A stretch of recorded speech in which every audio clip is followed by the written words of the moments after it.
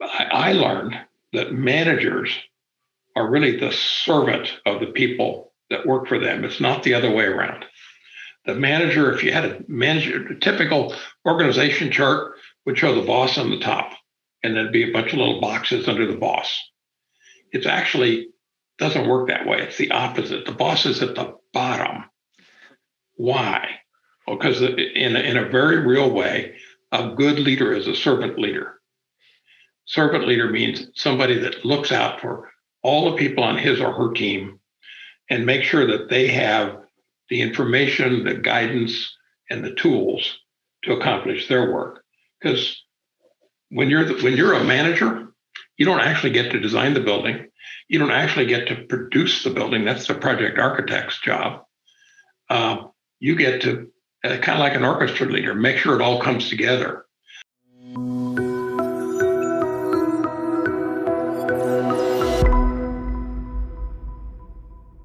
We have a really special guest on today.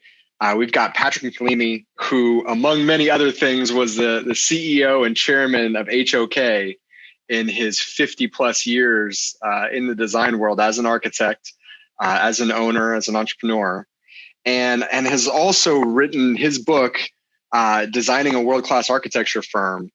And so we're going to do a little bit of a series here of kind of the chapters and some of the ideas that went into all of that. And Patrick has been kind enough to sit with us today and just unleash all this knowledge. So thank you so much, Patrick. Zach, it's my pleasure. And as I've told you before, and probably many times, my whole idea about writing the book and about doing this series with you is to help other architects design their own world-class firm, or just improve their firm, or do a better job as an architect. As I've said, society needs good design, good solid design, practiced by good, competent architects that know how to do more than just survive. Right. Because I think really good design takes a well-run firm. So if I can help people with this, young or architects that are already seasoned veterans, that's my pleasure and my honor.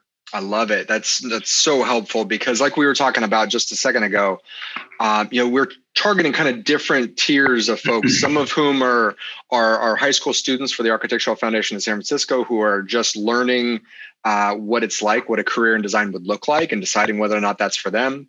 We've got kind of the middle tier of, maybe someone has been in the design field for a number of years and is maybe looking to jump out and start their own firm or do something along those lines. And then we've got kind of the seniors or the veterans of the industry who've been doing this a while and are always looking for best practices. And I think, correct me if I'm wrong, I think the book speaks to kind of everybody, all three of those sections. I think it does. Well, there are lessons in it for people that are just starting out, people that are learning how to run their first project, to people that are running their own firm. So everything in between. I'm happy to share it. I love it. So I think we're going to do a multi-part series, but the one that the chapter that I would like to start with is not chapter 1, but it's just the one that struck me, which is managing versus leading, right? It's page 57 of the book. And the subtitles there are becoming a project manager, managing versus leading, a case study on Moscone Center here in San Francisco, and then HOK as a matchmaker. And so I would love to hear just kind of your thoughts, any framework, anything along those lines as to how you came about writing that chapter. Well, sure. Well, Zach, I started out at HOK before Chapter 7. I started out at Chapter 1 as a designer. I was hired by Gio Obata, who was the O of HOK and the principal in charge of design for the firm. And I joined when it was just one office, and then had the very great good luck to be transferred to San Francisco to help start this office. I had never been, I think I've told you this story, but I had never been west of Denver before. I was born and raised in the St. Louis area, in the middle of the country. And in fact, it's even funnier than that. I was almost 16 before I ever saw a mountain or the ocean, if you can believe it. So coming to San Francisco for me was like a dream. And once I got here, I knew that this is where I wanted to be the rest of my life, and in fact, it's proved out. My roots are here now. So in San Francisco, I began as a designer, and then through a whole series of steps, became a project manager. At first, I was managing just my own little tiny projects and designing them. And then one day, the bosses of the office at the time said, Patrick, you seem to have a natural ability to organize. We think that maybe you should think about becoming a project manager instead of a designer. You're a good designer, but your management skills are really even better. I thought about it for a day or two and decided that I really did like the management side. It was fulfilling to me in ways that it's very fulfilling also to have a wonderful design and to have a design come together in a building. It's also a wonderful thing to have a project come together where the design and the budget and the schedule and the team all gel, where you build that really great relationship with a client and with the contractor, and it all works out well at the end where you got a finished project, a finished building.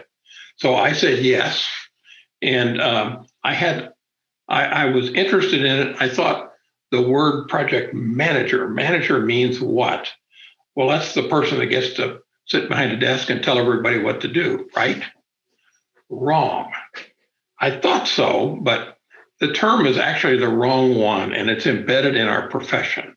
Project manager means management, but it's actually about leadership, totally about leadership. There are a few what I would call management jobs in being a project manager. Things like, well, yes, you have to develop a budget for your project, for your team. How many hours and how many dollars are you going to spend to accomplish the different phases? What kind of a schedule are you going to have? And project managers have I used to have the mantra that there are three main things that a project manager does. And I missed the biggest one, but scope, schedule, budget, scope, schedule, budget. What's the scope of the work that we're doing, the project that we're doing? What's the schedule that we're on? And what's the budget? The budget is two pieces. It's what's the budget for my team so that we don't lose money, we make money. And what's the budget for my client so that they can afford to build the building that we've designed? And that's a big juggling act. And so I thought, well, that's the main thing that a manager does is he has to be really good at doing the calculation necessary. And then you just tell people what to do. Joe, you go draw up this plan, and Sam, you do that, and Susie, you do this. And was I ever wrong? What I realized very quickly was that there's a lot about being a project manager that is more about leadership than managing. What's the difference? What's the difference? Well, leaders lead. They don't tell people what to do. They lead. They inspire others to follow. My old partner, Bill Valentine, used to say, what's the definition of a leader? It's somebody who has followers. So it's somebody that people will follow and accomplish some great objective, like finishing that project on time. Or in the military, it's the lieutenant or the captain that will lead the troops into battle, and they're first. They're at the point of the spear. And the project manager is that in a certain way. It's not into battle, but it is battling over all the obstacles that can be in the way of accomplishing a really great design on schedule and on budget. So I learned that managers are really the servant of the people that work for them. It's not the other way around. The manager, if you had a typical organization chart, would show the boss on the top, and there'd be a bunch of little boxes under the boss. It actually doesn't work that way. It's the opposite. The boss is at the bottom. Why? Well, because in a very real way, a good leader is a servant leader. Servant leader means somebody that looks out for all the people on his or her team and make sure that they have the information, the guidance, and the tools to accomplish their work. Because when you're a manager, you don't actually get to design the building. You don't actually get to produce the building. That's the project architect's job. You get to, kind of like an orchestra leader, make sure it all comes together. So you're not actually doing the work. You're helping other people to do the work. Right. You have to be aware of how they're doing, and is there harmony on the team, and are they getting along well together, or are the consultants flowing? Is the consultant information flowing properly into the design team at the right times? Or if you're in construction, are you keeping up with the contractor? The flow of questions from the contractor, or the submittal, hey, I wanted you to pick the colors last week, what happened, kind of thing. So working with people and getting people empowered, that's an overused word these days. But what does it mean? Well, it means thinking for themselves, that they're not like little robots that are taking orders from a manager. They're like people that you've raised up in your family and taught how to think for themselves. And how do you do that? I'll give you an example. So let's say that there's some issue or problem on your project with how things are going. Maybe you're behind schedule. Why? You have to find out. That's what I call run toward trouble. How do you find out? Well, you go sit with you get out of your office or from behind your desk or out of your cubicle, and you sit with your team and you start listening. Say, okay, team, I understand, and you understand that we're a week behind schedule or a month behind, whatever it is, or we're over our budget. Let's understand why, and then go around and let each person tell you what he or she thinks. And just giving people permission to tell you things will finally embolden them, give them the courage, because nobody likes to give the boss bad news. Nobody. Mm-hmm. I didn't when I was young, and nobody else does either, I'm sure. So people need encouragement to tell the boss something that they think the boss might not like. Like, well, actually, the reason we're behind schedule is we haven't solved the detail problem at this part of the building. Or because we've got this big coordination issue with some engineer and it's unresolved. And they said they get back to us, but they're really honked off at us about it. And the chief engineer for that project left on vacation. So we're kind of dead in the water. So every problem like that has a solution, but you have to be willing to run at it, to run toward trouble and figure it out. And you don't do it as the lone manager, you do it as a member of a team, so that you get other people the idea that, they have my permission to go solve a problem and see how far they can get to solving it themselves, so that when we talk about it the next day or the next afternoon, we're all on the same page, and Susie has made great headway because she took the initiative. And maybe it also means that Susie sometimes, or Johnny, will make a mistake and miss the solution and get us up the blind alley someplace. That's part of learning. That's part of growing up. You have to be able to fail and then get lifted up by a good leader. A good leader gives people the permission to try stuff, some of which will fail, and then to learn from that failure and get better. And the greatest joy that I've had as a leader is seeing the younger people, usually younger, on my team exceed my expectations, become self-realized, run toward trouble people in their own right. And that's a wonderful thing to see. It's a blessing. I'll bet. So you just said a bunch of things there, which I think those are contrary to, I think, when I think of like typical leadership training, or, just kind of standard stuff you might have read, or the short class that you might have taken, when you got promoted or something along those lines. Right. There's some ideas there that are flipped, which I love. That's right. Well, it's counterintuitive. Well, the boss is supposed to be the person at the top, and the boss is the one that makes the decisions and gives the orders. Well, it is true, Zach, that the boss gets to decide certain key things, but actually it's a little bit like a team and a coach. Good analogy. A sports team, the manager is kind of the coach. The coach is, if the coach is a good coach, he or she is the one that melds the individual players into a great team. Teams win by teamwork more than they win by individual stars. Getting people to work as a team means, in football, it's 11 people, and in basketball, it's 5, and so on. Baseball, it's 9.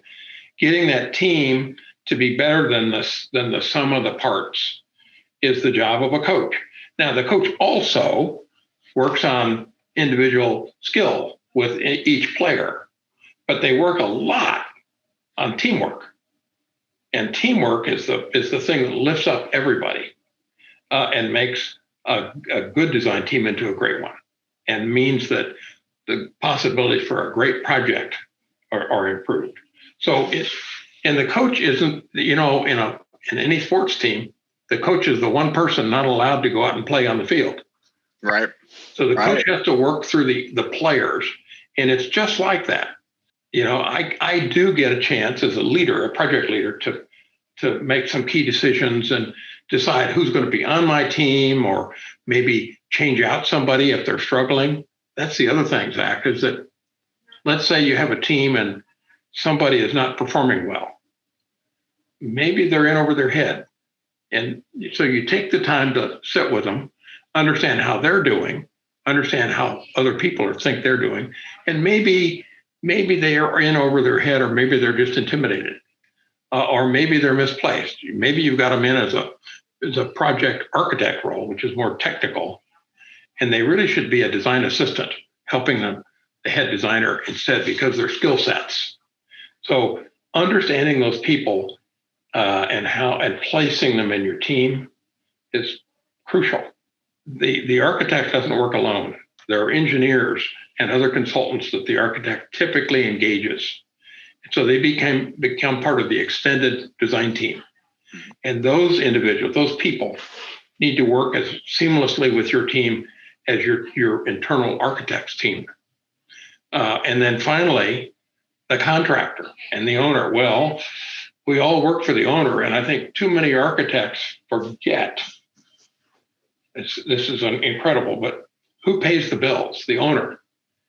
A lot of architects believe that the project is theirs, that the owner exists to give an architect an opportunity to design something and express him or herself. And that's true, but it's the flip side of that's much more important, actually, which is that the architect exists to help the owner get the building the owner needs and wants. And from all my 50 years of experience at HOK, I can tell you that the best projects that HOK ever designed and had built, were because of a close collaboration with the owner, really listening to what the owner had to say, and not just saying, I know what to do, just get out of my way and let me design your building. Because owners have ideas too, and some of the best buildings come about because of that collaboration, that interaction between the owner and the architect. Now, finally, the contractor. And Zach, I'm not sure if this is all in chapter 7. It's probably, I'm bouncing around as usual. That's okay. But let me just say, I think we've gotten this. I was taught incorrectly when I was in college studying architecture and working in the summer. I was taught the architect is on this pedestal designing, and the architect is along with doctors and ministers and so on, are pillars of society. But contractors don't care about design.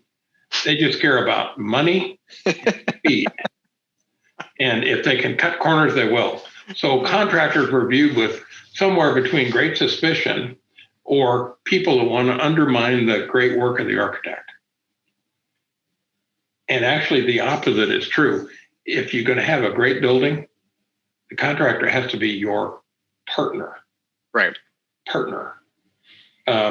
500 years ago, when architects were members of building guilds, the mason stone in Europe in the 1400s, they were building these huge, great Gothic cathedrals.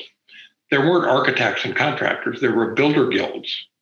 And the Stonemasons Guild was the ones that put up these great stone cathedrals. Who was the designer? It was the head stonemason, usually an older man, and mostly men in those days, older man who knew exactly how to design using stone. How high can you build a wall before you had to buttress it? How far can you span with an arch, and so on. The young stonemasons, guess what they got to do? They got to sit in the stone yard and chip away at stones. The intermediate masons would come and mark the stones with chalk, say, here, Luigi, cut this stone to this shape. And so Luigi, for several years as an apprentice stonemason, would do nothing except dress out stones and cut them to the right shape. Once they got pretty good at that, maybe they're good enough to let them lift a stone and put it into place. But you got to start at the bottom. So I think the architect, the designer, I'm going to say, and the builder in the Stonemasons Guild were the same. Right. It was all one team. And starting in about the Renaissance, about the year 1500, architecture and construction began to diverge until today. An owner has to go through this crazy idea that in order to get my building, I have to hire an architect with a contract and a separate contract with a contractor. And then if there are any problems in the middle, they just have to kind of duke it out. Right. Point fingers at each other. It's a terrible way to organize for success. So I'm pleased to see that design bid build is beginning to go away, to be replaced by design build or other arrangements where the contractor and the architect are forced into a partnership between design and build. And I'm totally for that. I think it helps. In Chapter 7, I do talk about Moscone Convention Center in San Francisco, which was for which I was the project manager, and for me, it was drinking from a fire hose. I learned so much on that project. It was hot political potato in the city. There were groups. This being San Francisco, there's always going to be somebody against everything. But there were groups that did not want the convention center to be built. They forced the convention center to be built underground, 40 feet into the ground, because they didn't want a big boxy building looming up above what was the south side of Market Street neighborhood. And I learned as much from the contractor on that project as I did from anybody, because the owner, so the city of San Francisco, hired the contractor as a construction manager, Turner Construction, out of New York, made him open up a new office in San Francisco, hired us to be the architects, and sat us down in a room with each other after we were selected and said, here are the rules. You're going to work together from day one. And if you don't work together, I'm going to fire one or both of you. I love it. This was Roger Boas, Chief Administrative Officer, who in World War II was a tank commander under General Patton in Europe and helped to liberate Paris. He was one tough cookie, but he forced us to collaborate. And what we learned is, hey, these contractor guys are really cool guys. And it got to the point where we did what we should have done anyway. As we were designing, Turner was involved with this. Guys, that's going to be really difficult for us to build. Here's a suggestion maybe for a little different thing that might make it easier for us to build it, but give you the same result. And we began to develop this easy working relationship as a team, just like we did with our own people in-house.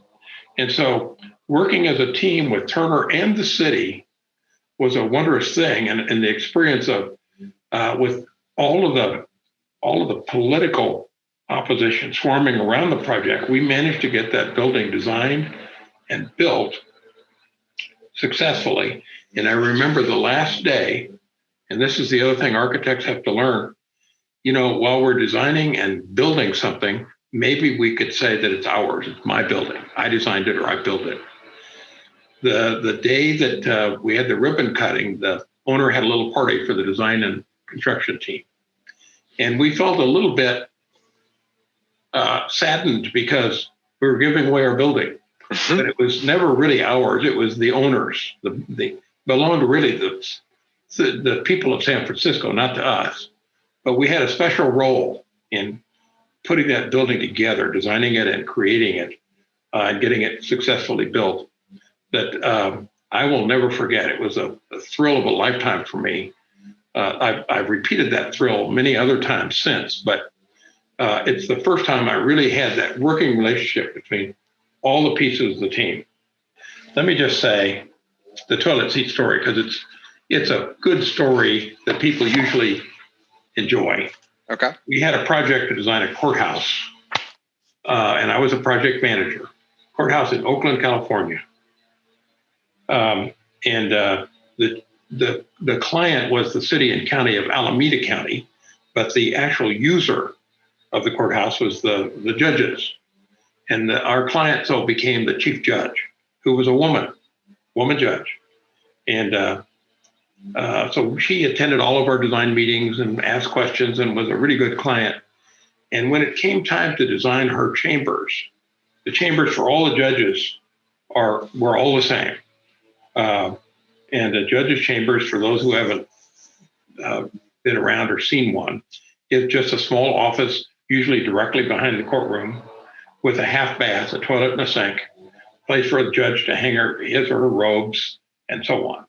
And it's also a lot where a lot of cases get resolved when two opposing parties are called back into chambers. Let's go into my chambers and discuss this. So it's an important part of the building. So she called us when it came time to program what the chambers were going to contain. My designer and I went in to see her, and she called us into her chambers. We had our meeting in there. And she said, now about the half bath. Said, let me show you something. She opened the door to her half bathroom. There was a sink there, a white porcelain sink. There was a white porcelain toilet there, but it had a black toilet seat with a split front, And she pointed to that. She says, I don't want that. That's for a man, and I'm a woman. I don't want a split front. I want a full round or oval toilet seat, and I don't want black. I want white. And so we said, oh, okay, yes, Your Honor. That's a perfectly easy request for us to take care of. We wrote it down. I took the notes, and I gave it to a secretary back at HOK. This is before voice notes and computers and so on. This is still typing up stuff, really clunky. And the secretary typed the notes up, and what do we do with the notes? We put them in the file cabinet, in a file folder. And 2 years later, the building was under construction, and I went on a tour of the building. They were installing the toilet seats had been installed. And I went to the judge's chamber, and then I remembered, and I looked down at the new toilet. It's got a black toilet seat with a split front. Oh, I was embarrassed. How the hell did this happen? Well, it turns out that we had no good way. In the old days, we called them tickle files before the computer. We had no really good tickle file, a way to remember something important from 2 years ago and remember it 2 years later when it's time to make that decision. So our specifications writer, who was the one that specified things like toilet seats, just went ahead and put in the standard black toilet seat with a split front. And it was embarrassing because we promised her. So I said, all right, we're gonna take care of this. So we changed out at HOK expense all the toilet seats in the courthouse. It wasn't a big thing. It wasn't a big expense, but it was the right thing to do. So it caused me to begin to think about something that I realized for us to really do a good job as architects, we needed to have a memory like an elephant. We needed to remember important things and remember them at the right time. And by that time, computers were beginning to be used in architects' offices, not by the designers, but by the accountants and the secretaries and so on. And I said, the computer has a memory like an elephant. There's probably a way for us to have a tickle file that's built into a computer program so that something that's important doesn't get lost and stored away in a file cabinet someplace. And that led me to eventually become one of the founders of what became known as Building Smart, which is I'm an architect. I'm pretty good at designing. The human brain is really good at thinking about lots of diverse topics and things and coming up with a way to organize those diverse things into a design, a singular design, a building. Architects are not particularly good at adding up dimension stringers, remembering how many cubic yards or square feet of this or that there are, or adding up the cost of the building. Those are all tedious. They're important things, but they're tedious. And the architect is wired to not do the tedious things as well as he or she should. So we now have a solution. We have computers that can take that tedium and remember things that are important, freeing up the architect to do what we should have done in the first place, which is be really, really good at designing. And so that's another book and another conversation with you someday. But that's what that is about. That it caused me to start thinking deeply about there's got to be a better way. Otherwise, we're going to get crushed. And the bigger and more complex the buildings, oh my God, a hospital, research laboratory, or a big giant airport. There are thousands of these things that you have to remember. Right. It's beyond the scale of the human brain. I don't care how smart you are. So fortunately, we have computers now and programs. So I love it. So I have to know, did you ever see the judge again? I did. Okay. At the dedication, and I'll tell you honestly, I never told her that we had seen the black toilet. I didn't have the guts, but she said, everything looked great, and I'm really happy. So I said, "Thank you, Your Honor. That's just what we want to hear." And that was it. But I put it in the book, so it was kind of like confessions. I love it. No, it's so important, right? I mean, people don't often get to see the little things like that and fully understand what it takes and the ownership of going back and changing something that needed to be changed, right? The typical thing, is for the architect to say, well, the contractor did that. I didn't do that. Right. Or it was that dumb engineer that did that. Well, part of my learning, my education on the job was there's great, huge benefit to having somebody put their hand up and say, I'm responsible. That was my fault.